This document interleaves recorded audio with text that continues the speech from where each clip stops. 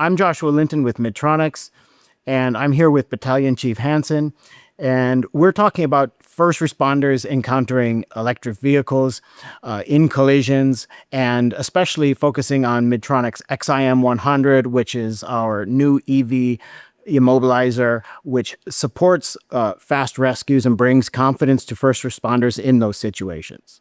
When you're approaching collision situation and an electric vehicle is involved, what are the types of concerns you have approaching that scene? First concern we would have, like any other accident scene, would be the stabilization and immobilization of the vehicles we're going up to make sure that it doesn't injure the patient or ourselves.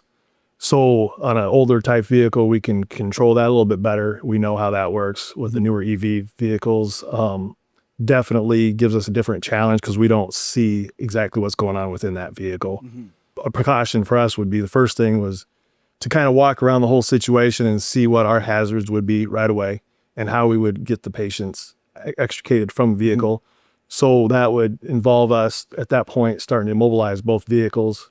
Rescuing the patients is the first priority. Correct. Stabilizing the vehicle is a step that happens before that in order to give confidence to the rescue operation. Is that true? Correct. Yeah, we need to get the vehicle stabilized so it doesn't make any other injury to the patient. So our patient's first priority, but our own safety is also a priority. So to keep that vehicle stabilized so it doesn't move on us, and on top of it, when we go to start working on the vehicle, whether it's cutting it apart or just opening a door, that is stable enough to where that doesn't add any other injury to the patient. If we come up on a vehicle, the first thing we're going to do is kind of get a 360 view of what we need to have happen to get the patient out. And that would include us walking around the vehicle and stabilization and immobilization. The EV type vehicles, that would present a different challenge for us because we're not sure where they're at as far as the intelligence within the vehicle itself. So that would, we'd have to try to figure it out and immobilize it. We would still do the standard of strutting or cribbing of the vehicle to make sure that it's not going to move, bounce in any way. But as far as ignition wise, we would be able to try to have to figure out how to make sure that it's no longer running or it's not going to turn on us. When it comes to immobilizing the vehicle and you take the steps, kind of, I'll say universal steps, immobilizing any vehicle, combustion or electric, if there was for a rapid immobilization solution, how would that fit into your current process? If there was a possibility of a fire and we need to move something quicker, we will do more rapid. We won't maybe go as far as the complete stabilization of the vehicle, but we will get it to where we can feel comfortable enough to pop a door or remove a window or whatever we need to do quicker. Also, the triage of the patient will tell us kind of where they're at as well. If they're in a bad spot, we will move a little quicker for that for sure.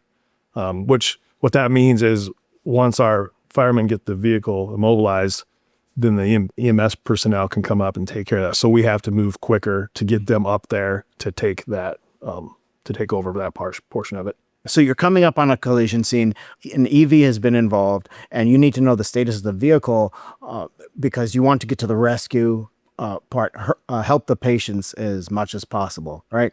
So if the immobilizer tells you green, the vehicle is immobilized, it gives you the status right away. If it tells you red, you still know that the status of the vehicle, and you can take further precautions as needed.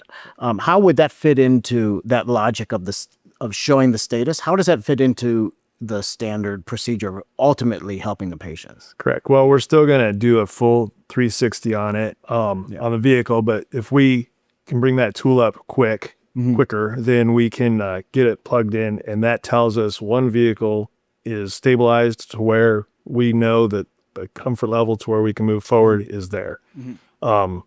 If it's not green, then we would have to, it takes a little bit longer because we'd have to do a few more things to the vehicle to make sure we feel stable, as chocking the wheels and some other things that we would still do. But if we have to make a rapid extrication, that would give us a definite plus as far as quickness. What I do like about this product is it is universal fit. So we can see different ways. The caps are attached which is common for us to lose. There is a way of testing the battery at the beginning of each shift, so you know that it's ready to go, like we would any other tool we use. Fact that it's rubberized and bigger, so with a gloved hand, that is something that is an advantage to us. I imagine us not only we will be carrying more than just this to the scene, so this gives us a better chance at getting a good grip on it. The other way, also how it would package in the rescue truck as well, being that it's bigger and we can mount it to where it won't get lost. Those are the biggest things that I see from it. And the durability, I mean, with the rubber casing, I would say that it's gonna stand up to what we're gonna put it through.